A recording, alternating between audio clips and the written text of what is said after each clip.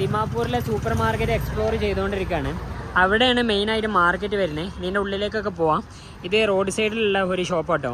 ഇങ്ങോട്ടൊക്കെ എന്തിനാ വന്നു വെച്ച് കഴിഞ്ഞാൽ ഞാൻ നിങ്ങൾക്ക് പല രൂപത്തിലുള്ള കത്തികൾ കാണിച്ചു തരാം കേട്ടോ. ഇതൊക്കെ നോക്കി ഇവർ യൂസ് ചെയ്യുന്ന പല രൂപത്തിലുള്ള കത്തികളാണ്.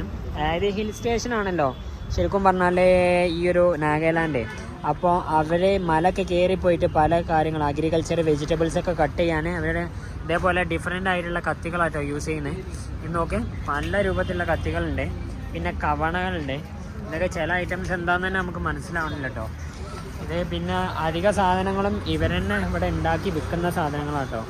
ഇതാണ് ഞാൻ നേരത്തെ പറഞ്ഞ നാഗാലാൻഡിലെ കോഴിയിടുന്ന കോഴിമുട്ട കേട്ടോ. ഇത് താറാവിൻ്റെ മുട്ട ഒന്നല്ല. ഇത് നോക്കി ഇനിയിപ്പോൾ ഇവിടെ ഒരു മരം കൊണ്ടുണ്ടാക്കിയ ഒരു സംഗതിയുണ്ട് ഇവിടെ ഒക്കെ ഉണ്ട്. ഇതൊക്കെ ഇറച്ചി വെട്ടുന്ന ഒരു സംഗതിയാണ്. നോക്കുക കവണ ഐറ്റംസ് എല്ലാം ഉണ്ട് കേട്ടോ. പല പല ഐറ്റംസാണ്. ഓ സൂപ്പർ.